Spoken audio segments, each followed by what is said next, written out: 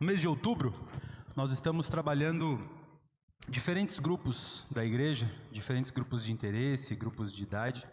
A gente já trabalhou os adolescentes e os jovens no mês da juventude, em agosto, então eles a gente vai deixar para lá, né? A gente não precisa falar deles de novo, senão eles começam a ficar metidos. A gente trabalhou as crianças, trabalhamos a melhor idade. Semana que vem nós vamos falar com os surdos. Então, essa semana sobraram os adultos.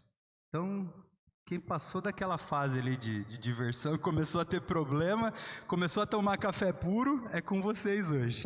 Então, nós vamos falar com os adultos hoje a respeito da palavra de Deus. Eu convido vocês a abrirem a Bíblia em Gálatas 4. Gálatas 4, nós vamos ler os primeiros versículos. Nós vamos ler do versículo 1 ao versículo 7.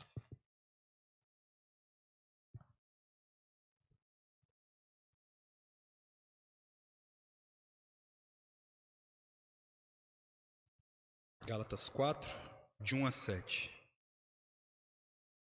Acharam? Amém? Então vamos lá. Diz assim: digo, porém, que quando o herdeiro é menor de idade, em nada é diferente de um escravo. Embora seja dono de tudo, no entanto, ele está sujeito a guardiões e a administradores até o tempo determinado por seu pai. Assim também nós, quando éramos menores, estávamos escravizados aos princípios elementares do mundo. Mas, quando chegou a plenitude do tempo, Deus enviou o seu Filho, nascido de mulher, nascido debaixo da lei, a fim de redimir os que estavam sob a lei, para que recebêssemos a adoção de filhos. E porque vocês são filhos, Deus enviou o Espírito de seu Filho aos seus corações, o qual clama: Abba, Pai. Assim, você já não é mais escravo, mas filho, e por ser filho, Deus também o tornou herdeiro. Amém? Vamos orar? Pai, aqui está a sua palavra que foi lida e nesse momento te pedimos a tua iluminação para compreendermos. Pedimos, Pai, corações quebrantados para absorvê-la. Pedimos, Pai, submissão à tua palavra para sermos transformados por ela e vivermos segundo a tua palavra, Pai. Usa a minha vida apesar de mim e que eu possa ser instrumento teu na pregação do Evangelho, que os meus irmãos possam compreender por meio do seu Santo Espírito aquilo que eu não for capaz de explicar. Essa é a nossa oração, em nome de Jesus. Amém. Bom, parece que ele está falando com criança, né? O texto parece que ele está falando sobre crianças. Mas, na verdade, Paulo está fazendo uma leitura e uma figura de linguagem sobre crianças para falar com os adultos. Ele quer falar com os adultos nesse texto. Mas o fato é que esse texto ele tem um sentido muito específico dentro do contexto no qual ele está inserido. Mas nós não vamos usar ele, a gente vai ler a aplicação espiritual desse texto. Porque se a gente for olhar o contexto desse texto, e é importante eu explicar porque ele faz sentido, Paulo escreveu essa carta às igrejas da região da Galácia, onde hoje é a Turquia. Se você olhar no mapa, é lá na Turquia. Porque alguns judeus que eram lá de Jerusalém, quando foram expulsos das cidades, começaram a viajar e alguns deles foram parar lá na Galácia. E quando eles chegaram lá, a Galácia era uma região que Paulo visitou. E as igrejas que Paulo fundou eram igrejas só de gentios, só de gente igual eu e você, que nunca foi judeu. A gente nasceu perdido e se tornou crente. Nunca foi de outra coisa, nunca foi da religião judaica especificamente. Então a gente não tinha problema nenhum em comer, por exemplo, carne de porco, ou sal que não seja sal marinho, ou comer pão com fermento. Esse tipo de cultura, a gente não tinha nenhum desses problemas. Então a gente comia todo tipo de alimento, a gente trabalhava aos sábados, a gente não era circuncidado, nada disso. E assim foram as igrejas que Paulo fundou. Paulo fundou igrejas para gentios. Fundou igrejas onde as pessoas eram igual eu e você. Mais ou menos a mesma coisa que é hoje as igrejas. E aí a hora que esses judeus chegam lá, eles chegam dizendo: olha, eu vim da igreja original. Eu venho de Jerusalém. A primeira e a igreja que importa é a minha.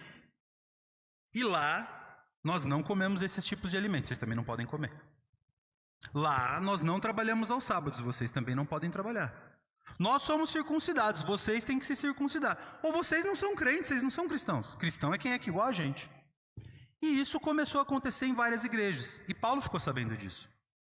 E aí Paulo escreve carta aos Gálatas, que é a região toda que tinham várias igrejas, para falar sobre isso, sobre essa diferença entre a lei e a fé, a lei e a graça. É sobre isso que fala Gálatas. E aí, no comecinho de Gálatas, inclusive, você vai ver que ele repreende, ele puxa a orelha até de Pedro. Porque Pedro, quando chegou em Antioquia e os judaizantes estavam lá se separando e comendo determinados alimentos e outros não, e etc., Pedro entrou na onda e começou a fazer igual eles. E aí Paulo foi lá e puxou a orelha dele e falou: ué, você mesmo não viu o Senhor mandando você não tornar impuro aquilo que ele purificou? Por que você está se misturando com os judeus agora de novo, fazendo desse jeito? E aí Pedro se corrige. É sobre esse assunto que ele está falando. E aí quando chega aqui no capítulo 4, ele está falando o quê? De que a lei, ou seja, aquilo que tinha no Antigo Testamento, era um tutor, era um freio, era como se fosse uma rédea de um animal para os herdeiros de uma promessa. Porque o judeu, ele era herdeiro de uma promessa, a promessa feita a Abraão. Mas até que Jesus chegasse, ele seria tratado como menor de idade. E ele teria alguém que mandasse nele. Então, mesmo que ele fosse o povo de Deus, ele era tratado igualzinho o povo que não era o povo de Deus. Ele tinha que ter alguém que mandasse nele, que impusesse regras para ele. O mundo jaz no maligno e ele estava debaixo do jugo do maligno. O judeu estava debaixo do jugo da lei. Então, os dois estavam debaixo de jugo. Qual é a diferença então entre você ser um herdeiro da promessa e você não ser um herdeiro da promessa? Era isso que Paulo estava dizendo. Olha só, o judaísmo, aquela lei do Antigo Testamento, ela era uma rédea, ela era um freio em vocês. Ela era como se você fosse escravo de alguém, para que você não se desviasse do caminho até que chegasse Jesus e tornasse você maduro, adulto. Quando ele chegou e tornou vocês adultos, vocês não mais precisam da lei, ou seja, você não mais precisa do freio. Você se tornou maior de idade. Agora você pode usar a herança da qual você era herdeiro. O judeu, então, era um herdeiro de uma herança, mas ele não podia usar. Ele só tinha direito, mas ele não podia usar. Ele estava debaixo da lei. E aí, depois de Jesus, todos foram tornados maiores de idade e agora podem usar a herança. Esse é o contexto do que ele está falando. Mas a gente vai falar assim, bom, a gente nasceu gentil, então não serve para a gente. A gente não viveu segundo a lei. Todos nós já nascemos debaixo da graça. O texto não serve para a gente. Ele serve para a gente. A gente só vai ter que entender os momentos em que a gente vive. A gente já não vive mais debaixo da lei e debaixo da graça. Ainda assim, a gente pode ser criança ou adulto. A gente está falando sobre maturidade espiritual. E esse é o tema do que a gente vai tratar hoje. A urgência da maturidade espiritual para os adultos. Porque os adultos são a coluna da igreja. Se você parar para pensar, a gente tem um monte de criança, mas essas crianças não sustentam a igreja. As crianças são muito felizes, são muito animadas, são muito divertidas, mas elas não têm doutrina. Elas não têm juízo, elas não sabem o que é certo e o que é errado. Se você abrir isso daqui e encher de água, elas pulam. Elas não estão nem aí se vai morrer, se vai se machucar, elas vão pular. Elas não têm juízo, elas não podem sustentar a igreja. Os adolescentes, eles têm muita força de vontade, eles já têm muito esforço, eles têm muita força, eles participam de tudo que a gente faz, a mesma coisa os jovens. Mas eles são capazes de conduzir a igreja? Não são. Eles ainda não têm a resistência de moral de insistir num projeto por anos. O adolescente muda de opinião 6 vezes por dia. Se ele estiver dormindo, se estiver acordado é umas 11. Ele muda o tempo todo. Ele não tem consistência, ele precisa ser amadurecido para que ele possa então se tornar alguém confiável. O jovem, ele tem muitas paixões. Ele tem trabalho, ele tem faculdade, ele tem namorado, ele tem amigos, ele tem videogame, ele tem tanta coisa disputando a atenção dele, ele ainda vai entender prioridades para que daí ele seja confiável. Existem adolescentes que são exceção? Existem. Existem jovens que são exceção? Existem. Mas não é sempre. Os nossos idosos já foram a coluna da igreja, mas hoje é injusto a gente querer que eles carreguem a igreja. Você já pensou eu chegar aqui, irmão Luiz, 6 horas tem culto, 5h30 o senhor abre a igreja, passa um pano e vê como que tá. Ele fez isso a vida inteira, eu vou pedir para ele agora. Não é justo. Eles nos trouxeram até aqui, para que a gente pudesse ir daqui em diante. Quem é a coluna da igreja? Os adultos. Já não tem mais a inocência da criança, já não tem mais a volatilidade do adolescente, já não tem mais as paixões dos jovens e ainda não tem o cansaço dos anos e do esforço dos velhos. A gente está num momento onde é a nossa vez fazer isso, e digo mais, é a nossa vez de ensinar as crianças a se tornarem bons adolescentes, ensinar os adolescentes a se tornarem bons jovens, ensinar os jovens a se tornar bons adultos e sustentar os nossos velhos. Então a igreja, ela é composta por vários grupos, mas a coluna dela é o adulto. E então é muito importante a gente pensar nessa faixa, nesse grupo, tão misturado, né? Porque tem de tudo dentro dos nossos adultos. Tem os adultos solteiros, tem os adultos recém-casados, adultos que já têm algum tempo de casamento, os que têm filhos, os que não têm filhos, os muito mais velhos, os muito mais novos. É um grupo difícil da gente trabalhar. Glória a Deus por isso, porque a gente tem multiplicidade de pessoas para atender multiplicidade de necessidades. O reino de Deus é fantástico por isso. Mas é importante a gente entender a função dos adultos. E os adultos, segundo a palavra de Deus, eles precisam ser adultos maduros. E é sobre isso que o texto fala. Eu e a Grazi, a gente tem um segredo terrível. Eu e a Grazi, a gente é viciado em Chaves. Viciado em Chaves, a gente adora Chaves. O dia inteiro, se você olhar no nosso celular, é eu mandando meme do Chaves para ela mandando meme do Chaves para mim. Tudo que a gente conversa é via Chaves, sabe? É pelo Chaves. E o Chaves tem uma música muito legal, que ele fala que tem velhos, jovens de 80 e poucos anos e velhos de apenas 21. Então, é mais ou menos isso mesmo, Chaves até que tem razão. Depois dos 21, até os 80 e tantos, só vai mudar a sua cabeça. Vai doer mais o joelho ou menos, mas eu e a irmã Olga estamos com o joelho doendo, então não faz diferença. Você entende? Depois dos 20 e poucos anos é tudo a mesma coisa. O que vai fazer diferença? A cabeça. Você pode ser um jovem de 80 e poucos anos, ou um velho de 21. Mas a gente vai extrapolar um pouquinho a música do Chaves. Você pode ser maduro aos 20 e poucos anos, e você pode ser uma criança na fé aos 81. E o que a palavra de Deus nos ensina, e o que esse texto muito fala, é sobre a importância de nós sermos adultos, maduros na fé. E ele explica o porquê. Porque o texto vai nos dizer, e isso Paulo vai tirar da cultura romana, que lá em Roma, você só podia fazer uso dos seus direitos depois que você fosse um adulto completo, certo? Não existia maioridade definida em Roma. Diferente da gente que tem a maioridade aos 18 anos, e aí dos 16 aos 18 você é um maduro, um adulto parcial, etc, etc. Roma não tinha muito isso. O que funcionava era o seguinte: as mulheres até os 12 anos elas eram consideradas crianças. Então elas não podiam se casar e nem ter filhos. A partir dos 12 anos, elas eram consideradas mulheres adultas e elas poderiam casar e ter filhos. Os homens, até os 14 anos, eles eram considerados crianças. E o que isso dizia? Eles não podiam servir ao exército e nem lutar em guerras.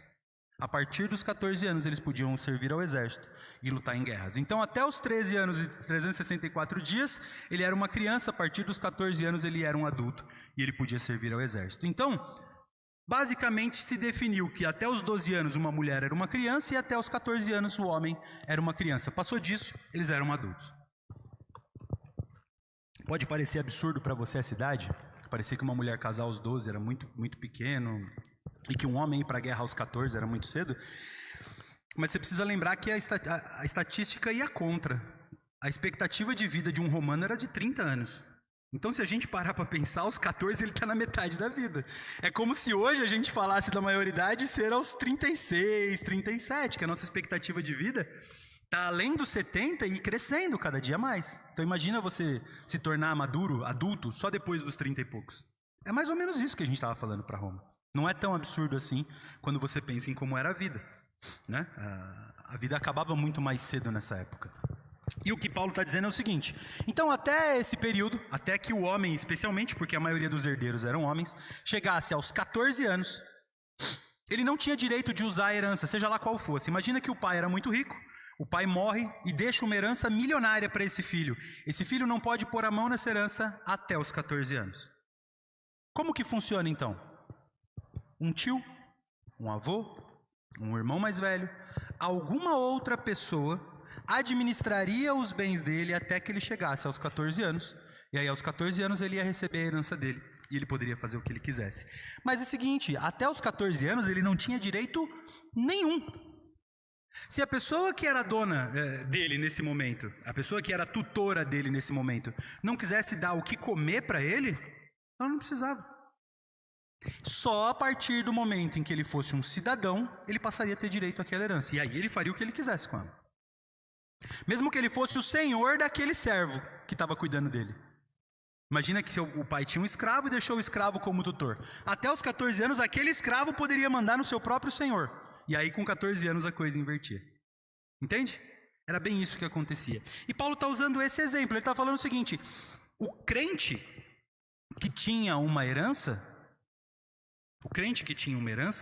ele, enquanto ele é menor de idade, enquanto ele é infantil, ele é a mesma coisa de um escravo, é a mesma coisa dele não ter direito a essa herança. Ele sabe que ele tem uma herança, mas ele não pode usar ela. Ele não pode tocar nessa herança. Ele precisa de tutores. Ele precisa de pessoas que mandem ele fazer, que digam o que ele pode fazer, que controlem o que ele pode fazer e que façam por eles muitas vezes. É só depois que ele se tornar maior, é só depois que ele atingir a maturidade, aí ele pode tocar na herança e ele pode administrar a sua herança. E se a gente pensar espiritualmente sobre esse assunto, ele ainda assim faz sentido para a gente. Mesmo que a lei não está mais e mesmo que nós não sejamos judeus convertidos, esse texto faz sentido para a gente. Porque o que esse texto vai nos trazer espiritualmente falando é que mesmo que você seja convertido, feito herdeiro de Cristo, você é filho de Deus agora, você não era filho de Deus, agora você é filho de Deus, adotado, colocado na herança, você tem uma série de bênçãos, uma série de promessas, uma série de coisas que a palavra de Deus revela que você tem, ainda assim, enquanto você não for maduro espiritualmente, você não é capaz de tocá-las. É como o seu filho, enquanto ele é menor de idade, ele tem um monte de coisas, mas você pode não dar para ele. Sabe quando você compra lanche para ele, guarda no armário, ele quer comer e você não deixa? É dele o lanche, ele vai comer amanhã, quando você deixar, não é dele. Entende? É mais ou menos isso. É mais ou menos assim que funciona. Paulo está dizendo que enquanto nós somos crianças espirituais, mesmo que nós sejamos herdeiros das promessas, nós não temos direito de tocar essas promessas. Nós não podemos viver essas promessas. Nós não podemos viver aquilo que a palavra de Deus revela acerca de Deus, porque nós somos crianças. A gente vive segundo o que outras pessoas nos fazem, segundo o que outras pessoas nos produzem, segundo o que outras pessoas nos trazem.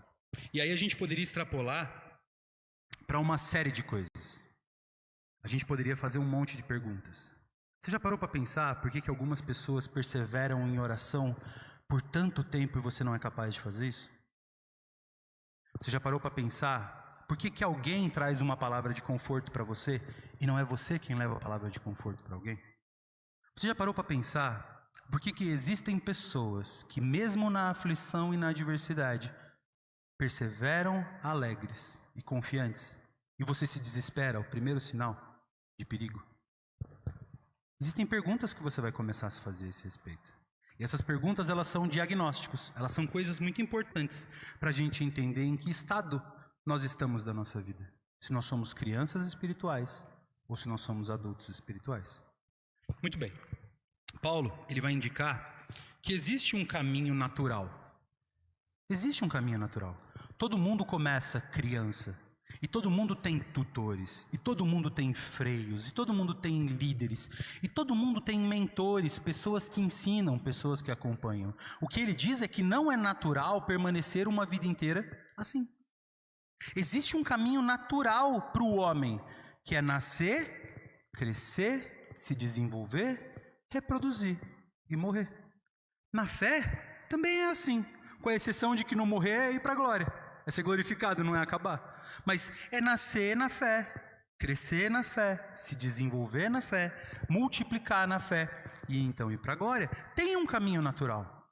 E o que ele indica é que, porém, existem pessoas que nasceram Ponto. E esse não é o caminho natural. O problema é que quando nós olhamos a nossa igreja, eu digo a igreja de Cristo, nós encontramos adolescentes, de quem não é esperado maturidade. Não é esperado maturidade no adolescente. Você não espera que o adolescente tenha responsabilidade. Se ele tivesse responsabilidade, você deixava ele sozinho em casa, você dava um carro para ele dirigir, você dava uma empresa para ele dirigir, você dava um monte de responsabilidade para ele que você não dá. Você sabe que ele ainda não está pronto. Não é esperado maturidade de adolescentes.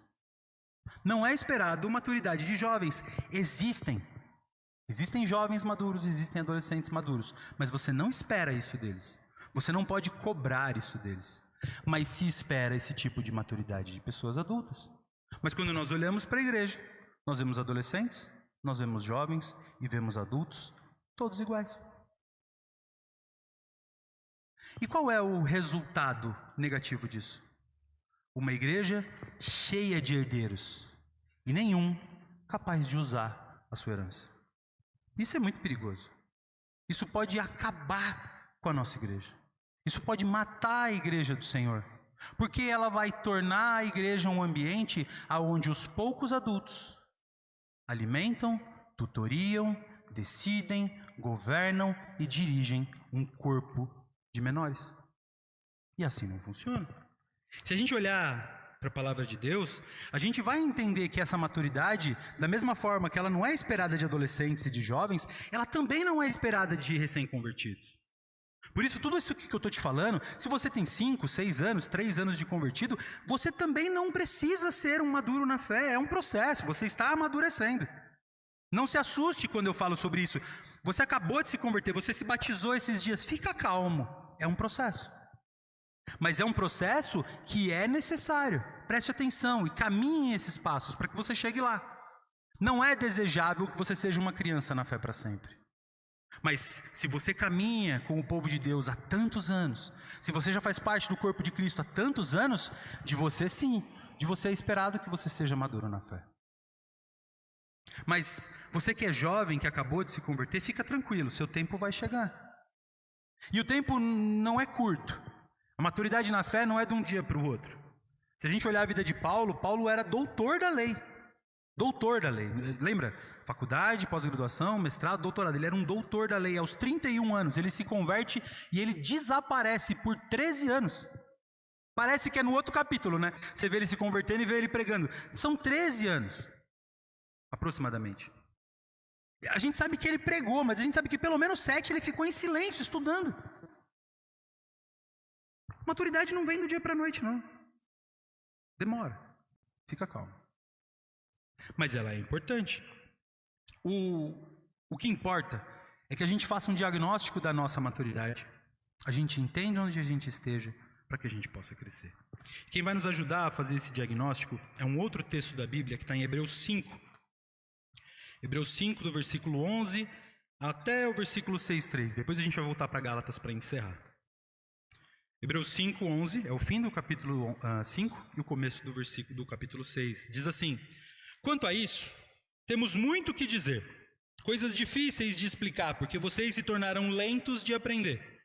De fato, embora a essa altura vocês já devessem ser mestres, vocês precisam de alguém que lhes ensine os princípios elementares da palavra de Deus. Estão precisando de leite e não de alimento sólido. Quem se alimenta de leite ainda é criança e não tem experiência no ensino da justiça. Mas o alimento sólido é para adultos, os quais, pelo exercício constante, tornaram-se aptos para discernir tanto o bem quanto o mal. Portanto, deixemos os ensinos elementares a respeito de Cristo e avancemos para a maturidade, sem lançar novamente os fundamentos do arrependimento de atos que conduzem à morte, da fé em Deus, da instrução a respeito dos batismos, da imposição de mãos, da ressurreição dos mortos, do juízo eterno. Assim faremos, se Deus o permitir. Bom, o autor de Hebreus está dando uma bronca aqui no povo. Está dizendo o seguinte: na carta de Hebreus, se você olhar o capítulo 1, 2, 3 e 4, ele está falando dessas coisas que ele acabou de dizer. Que Jesus é filho de Deus, que ele é o unigênito do Pai, que ele é Deus, que ele é nosso sacerdote, profeta, e ele é nosso rei, que ele morreu numa cruz, que ele ressuscitou, que ele vai voltar, que ele vai nos julgar. Ele diz todas essas coisas que você precisa saber para você ser salvo. Você precisa acreditar nessas coisas que eu acabei de dizer. Que Ele é Deus, que Ele é unigênito do Pai, que Ele é o Filho de Deus, que Ele morreu na cruz por nós, que Ele ressuscitou, que Ele foi colocado num trono e recebeu um nome maior do que todo nome, que Ele vai voltar e julgar a todos, vivos e mortos, os salvos serão levados para o céu, os perdidos serão enviados para o inferno. Tudo isso Ele está falando, do capítulo 1 até o capítulo 4.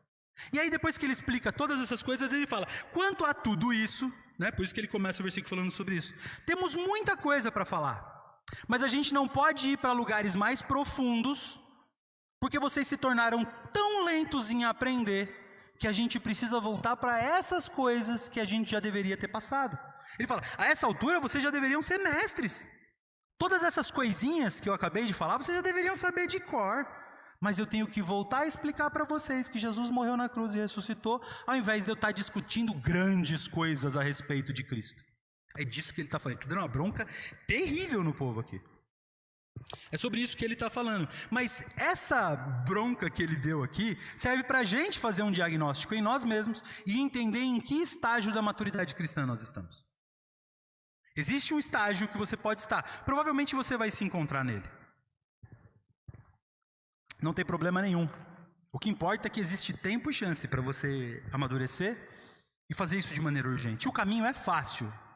É fácil, se você ama Deus.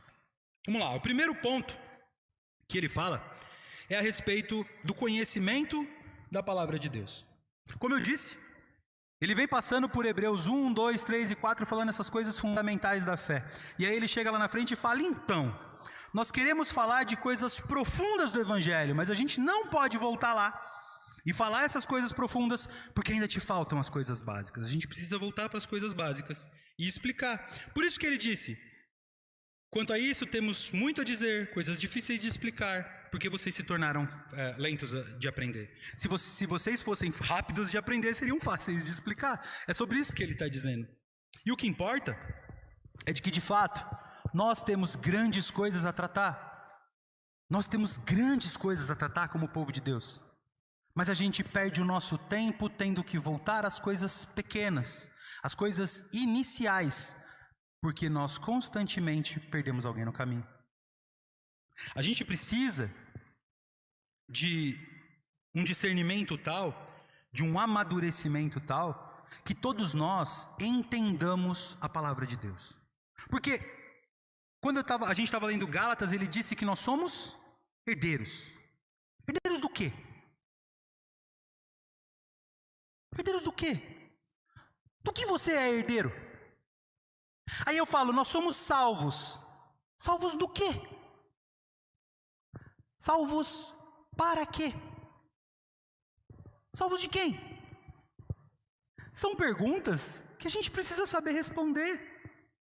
Porque é sobre isso que o texto está falando. Ele está falando o seguinte, você tem uma herança. Mas enquanto você não atingir juízo e maturidade, você não pode gastar essa herança. O que ele está dizendo é o seguinte, imagina que você recebeu uma herança fantástica. Eu chego agora para você e falo, cara, você recebeu uma herança enorme. Você vai falar, pô, que legal. E aí? Aí eu falo, carro que você ganhou? Pô, não sei, você que disse que eu ganhei uma herança. Eu não sei qual é a minha herança. E casa? É casa que você ganhou? Eu não sei, foi você quem me disse que eu ganhei uma herança. Você precisa me dizer o que é a herança. É uma empresa, não é? É dinheiro na conta? O que é que você ganhou? Eu sei que você ganhou herança, eu quero saber. Eu também não sei. É isso. Você tem uma herança enorme, mas você não sabe o que você herdou. Mas se você não sabe o que você herdou, eu te pergunto, como você vai gastar a sua herança? Você não sabe o que você tem. Eu vou dirigir meu carro, cadê meu carro? Eu não sei qual é ele. Eu não sei qual que eu herdei. Eu vou lá na minha empresa, qual? Você não sabe qual você herdou. É a mesma coisa de eu pegar e falar o seguinte, depositei $1 milhão nesse cartão, tá aqui, pode ir lá e gastar o que você quiser. Você sai feliz da vida, vai pro shopping, escolhe a roupa, veste, que roupa linda, vou comprar, vai até lá, põe o dinheiro, põe a maquininha no cartão, cadê a senha? Você não tem senha. Se você não sabe a senha, você não pode gastar. Não importa quanto dinheiro tenha no cartão e não importa se o cartão está na tua mão. Se você não sabe a senha, é a mesma coisa de você não ter nada. Todas as nossas promessas feitas por Deus estão na palavra dele. Toda a herança da qual você é herdeiro está na palavra dele. Tudo aquilo do que ele te salvou está na palavra dele. Tudo aquilo para o que ele te salvou está na palavra dele. Tudo aquilo que ele te deu poder e autoridade de fazer nessa terra está na palavra de Deus. E enquanto você não conhecer a palavra de Deus, mesmo que você ame ardentemente o Senhor, você não vai ser capaz de usar.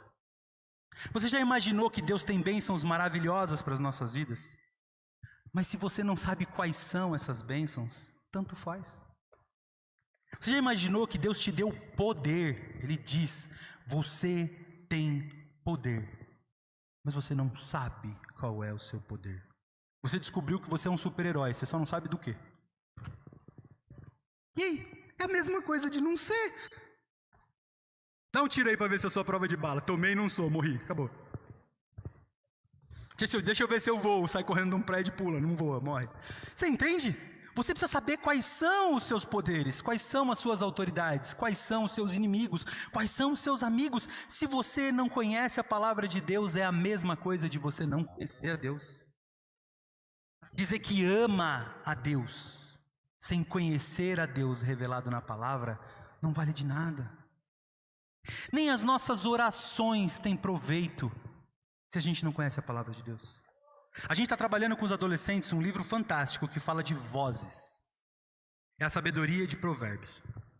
E ele diz que a gente ouve muitas vozes na nossa cabeça e que a gente precisa ter a capacidade de discernir qual voz a gente vai ouvir. Porque muitas vozes falam na nossa cabeça. E Provérbios vai falar que tem a luxúria, tem a mentira, tem a inveja, tem a maldade, tem a arrogância, tem a estupidez, tem os prazeres e tem Deus. Mas como você vai diferenciar qual dessas vozes estão falando com você nesse momento? E aí você ora com todo fervor e você sente paz e você fala, é a resposta de Deus porque eu senti paz.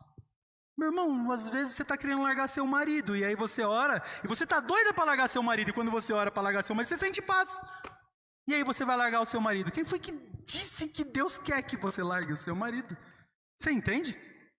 Quero pedir demissão do trabalho e viver da minha arte. Agora eu vou só assistir televisão, jogar videogame. A vida vai ser linda. Orei ao Senhor e Ele me deu paz. Vou pedir demissão. Você vai ficar com fome. E duro. Não é essa a vontade de Deus para você. A vontade de Deus e a resposta de uma oração, ela existe quando você recebe essa paz do Senhor e ela concorda com a palavra dEle. Aí é resposta de oração. Deus não vai contra a palavra dEle. Ele chama isso daqui de palavra dEle porque é tudo que Ele deixou para a gente. Paulo pregava para os bereanos e os bereanos iam confirmar no que Paulo escreveu se Paulo estava certo. Você entende? A palavra de Deus é soberana. Não dá para a gente ser maduro espiritualmente sem conhecer a palavra de Deus. Porque se você não conhecer a sua herança, você não pode usar ela. É como se você fosse o herdeiro e tivesse 11 anos. Vão mandar em você. Sabe qual é a consequência disso? Aquelas perguntas que a gente recebe o tempo todo de quem deveria fazer essas perguntas, tá? Os adolescentes chegam pra gente e falam, pastor, fazer tal coisa é pecado? Aí o pastor, não sei o que lá, sim, não, tal. Aí o adolescente me tromba ali e fala, Rafa, tal coisa é pecado? Pode ou não pode? Então, veja bem, isso assim, assado. A gente pode fazer tal coisa? Não. A gente pode fazer tal coisa? Pode. Eles vivem com tutores. Seu filho chega para você e fala, posso fazer tal coisa? Pode. Posso fazer tal coisa? Não pode. Mãe, é pecado isso, pai, é pecado aquilo, posso fazer tal coisa? Deus vai se desagradar? Pois é. Eu preciso perguntar para alguém e confiar que essa pessoa sabe.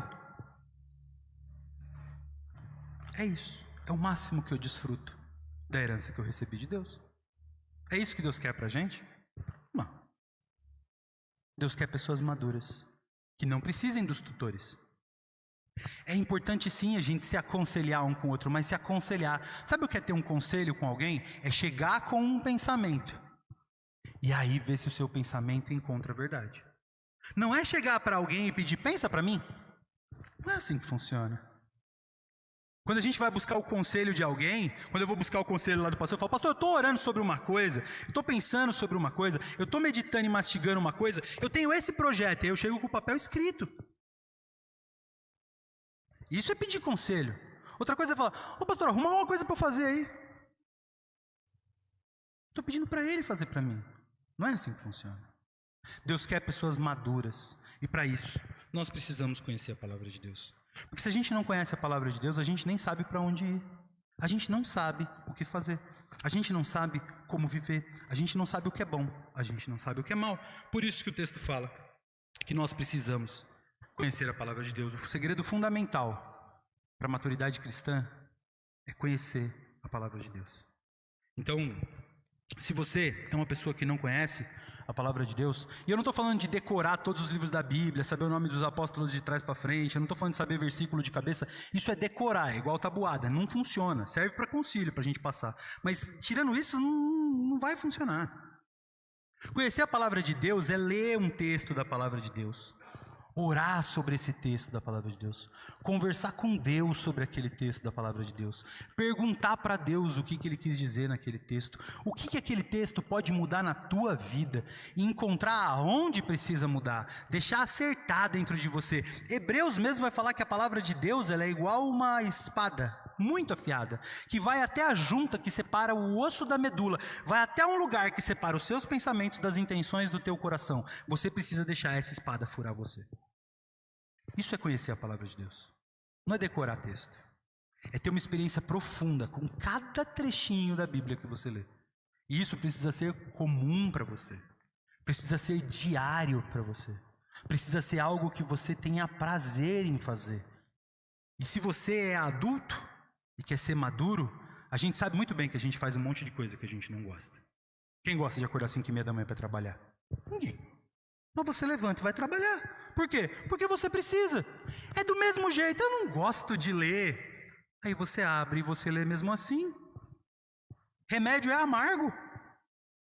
Remédio doce não costuma sarar não. Mertiolate bom é o que arde, sabe? É isso.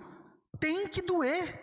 E a palavra de Deus é igual mertiolate, exatamente igual. Quanto mais ardido, melhor está fazendo. Porque se não dói em você, ou você não leu direito ou não acertou um pecado bom teu. Mas a hora que acertar um pecadão daquele nervoso seu, vai doer. E aí que é bom, desse jeito que tem que ser. E quanto mais você lê a palavra de Deus, mais você vai achar pecado seu. Quanto mais você lê a palavra de Deus, mais ela vai te acertar. Porque mais você vai ser furado por ela. E aí Agostinho tem uma frase fantástica no livro dele, chama Confissões. Agostinho era um pregador muito antigo, lá dos anos 300. E ele dizia o seguinte: você me feriu com a tua palavra e eu te amei. Porque quando a gente é ferido pela palavra de Deus, o resultado não é morte, é vida. Isaías 6 fala disso, que ele chega diante do trono de Deus e ele vê Deus e ele fala: eu vou morrer porque minha boca é impura e meu lábio é impuro e eu sou de um povo impuro. E aí o anjo pega a brasa viva do trono e põe na boca dele assim, ó, e ao invés dele morrer, ele é purificado. Entende? A palavra de Deus é assim.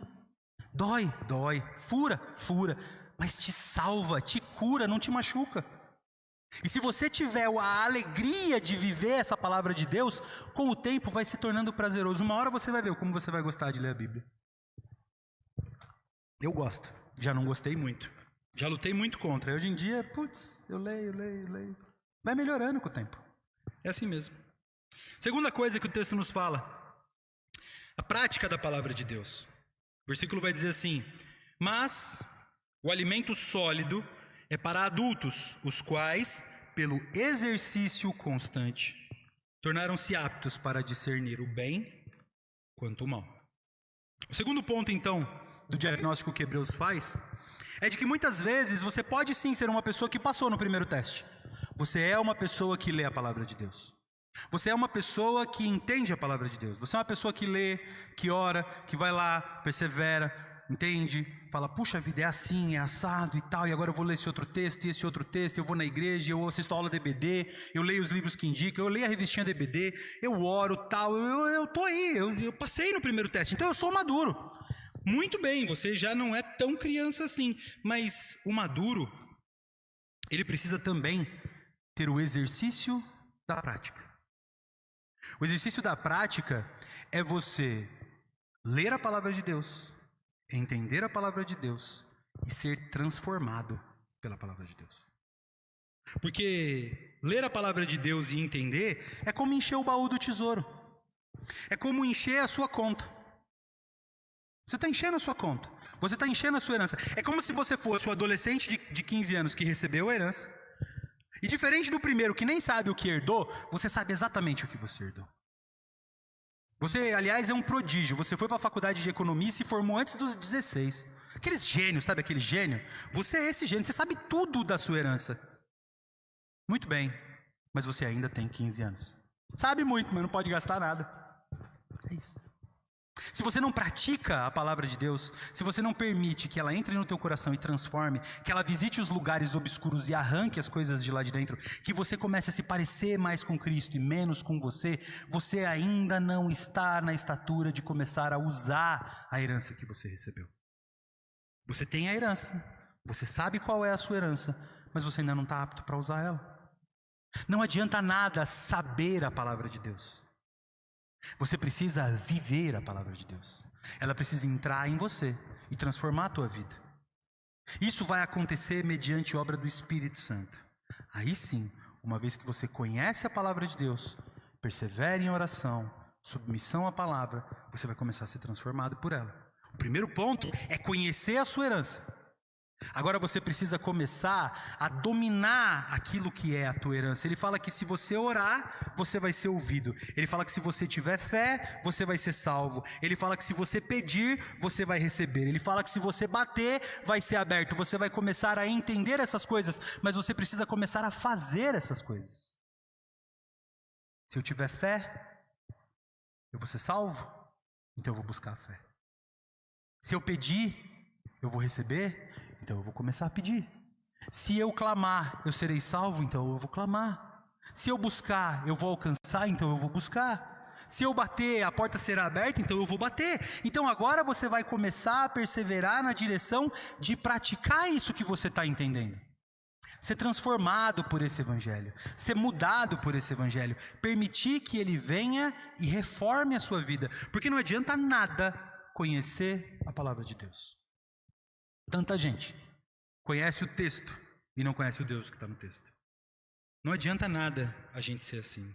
A gente precisa se quebrantar para o Espírito Santo, se submeter à ação dele, para que ele venha e transforme as nossas vidas. É a prática constante que vai nos levar ao amadurecimento. Pode ser que você seja então uma pessoa que conhece muito a palavra de Deus, mas que não tem vivido ela. Então, você já tem um ponto. Você já sabe, você só precisa começar a praticar.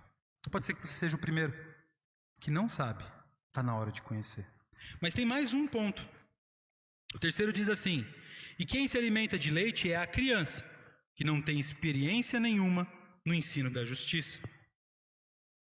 A terceira é a multiplicação, é o discipulado. Os maduros na fé, as pessoas que são maduras no evangelho, multiplicam o evangelho. As pessoas que são adultas espiritualmente multiplicam aquilo que elas conhecem. Ensinam, transformam, formam. Quando a gente estava começando, não foi isso que a gente falou? A gente tem as crianças, os adolescentes, os jovens e os velhos. Quem tem que formar as crianças? Nós que somos maduros. Quem dá o leite? É quem toma leite? Não. Se você toma leite, você não tem nutriente suficiente para você alimentar com o leite. Você precisa de alimento sólido. Você precisa de alimento de qualidade. Você precisa estar bem nutrido para que você possa transferir a sua nutrição para aquela pessoa. Quem que alimenta os adolescentes? Quem que ensina os adolescentes? Os próprios adolescentes? Não. Os adultos que têm discernimento, capacidade, estabilidade. Quem ensina os jovens? A mesma coisa. Quem sustenta os velhos? Os adultos. É nossa função multiplicar aquilo que a gente recebeu. Não adianta nada você conhecer a sua herança, você ter a sua herança, você começar a usufruir da sua herança e não ter ninguém com quem compartilhar a sua herança. Você já imaginou você ganhar uma fazenda linda, cheia de cavalo, boi, vaca, os bichinhos que você gosta, tudo está lá. Que lindo. Só você naquela fazenda enorme. Que graça tem?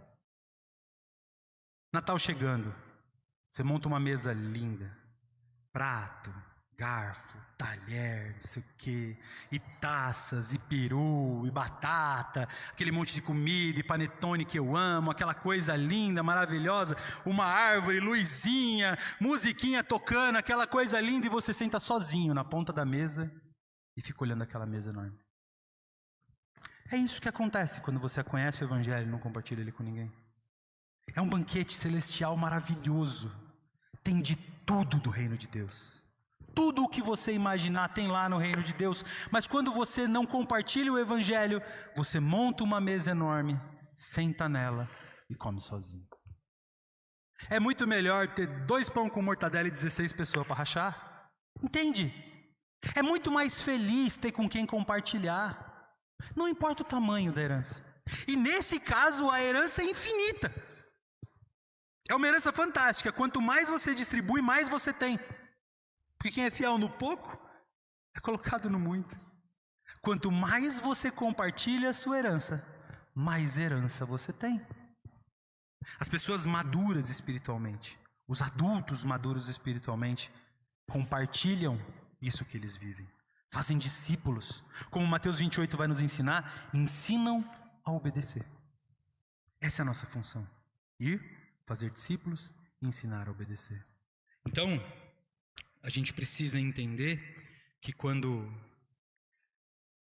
o texto vai nos falar a respeito do momento em que nós vivemos e do alimento líquido que a gente se alimenta, ele diz então que o que tem alimento sólido, ele precisa compartilhar o alimento sólido que ele recebe. Se ele não compartilha o alimento sólido que ele recebe, ele é infrutífero. Porque nós somos salvos para buscar mais gente. Nós somos igreja para trazer mais. Nós somos o farol que aponta para Cristo e precisamos apontar para Cristo. Nós não podemos receber, ser transformados, aproveitar de tudo isso e não compartilhar. Isso é egoísmo. Egoístas não são maduros. Maduros espirituais compartilham o que têm. Então, com esse diagnóstico, talvez você se encontre em uma dessas 4 posições. Talvez você ainda esteja na parte de conhecer a palavra de Deus. É fácil. Está na tua mão aí, tem um aplicativo chamado Bíblia. Você abre, começa a ler. Tem dúvida? Pergunta. A gente está aqui para isso. A gente fez 200 anos de faculdade, pós-graduação, não sei o que lá, só para tirar dúvida. Pode procurar. Tem na internet também. Tem o WhatsApp também. Tem um ali que todo dia, se ele não me mandar 3 perguntas, eu ligo para saber como é que ele está. É assim que tem que ser. Entende? Incomoda, não tem problema. Mas você precisa conhecer a palavra de Deus. Porque se você não dominar ela, você não domina a sua herança. Mas você também precisa deixar que ela transforme a sua vida. E quando você for transformado, aí começar a transformar a vida do próximo. Porque, como nós dissemos, é natural que exista um progresso. Criança, adolescente, jovem e adulto. E quando você for adulto, vão ter crianças. E elas precisam de você.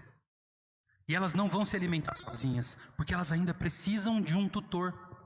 Elas ainda precisam de alguém que ensine. Ela precisa de alguém que acompanhe, que diga sim e que diga não, para que ela cresça saudável e ela possa atingir a maturidade e pare de precisar de você. Nós precisamos ter uma igreja onde adultos não precisam de adultos. Eles dependem mutuamente uns dos outros em amor, em submissão, mas não em tutela. A gente não pode ter tutela de gente grande. A igreja de Cristo são adultos ensinando crianças. E eu estou falando de adultos espirituais, ensinando crianças espirituais, para que elas se tornem adultos saudáveis. Esse é o caminho que a palavra de Deus tem. Mas aí no final do texto, quando a gente chega ali no final, voltando para Gálatas 4, ele diz assim: e porque vocês são filhos, Deus enviou o Espírito do seu Filho aos seus corações, que clama Abba, Pai, e assim você já não é mais escravo, mas filho. E por ser filho, Deus também o tornou herdeiro. Agora sim, você já não é mais o equivalente ao escravo. Maduro na fé, agora você sabe exatamente quais são as promessas de Deus que estão na palavra de Deus para a sua vida.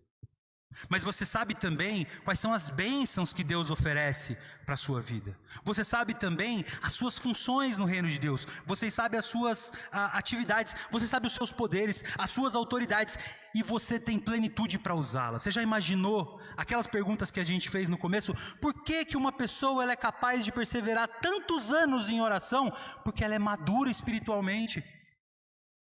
Ela sabe que tudo tem o seu tempo. Porque ela conhece a palavra de Deus, mas ela sabe que ela precisa perseverar em oração. E quando você se tornar maduro espiritualmente, você vai perseverar em oração do mesmo jeito. Você já parou para pensar naquela pessoa que ela, mesmo na adversidade, ela está sorrindo e ela está confiante? É porque ela é madura espiritualmente e ela sabe que mesmo que a figueira não floresça, ainda assim ela vai glorificar a Deus, porque existe um Deus. E você vai aprender a viver desse mesmo jeito. Você vai aprender a viver na certeza de quem você serve, que Ele não te desampara.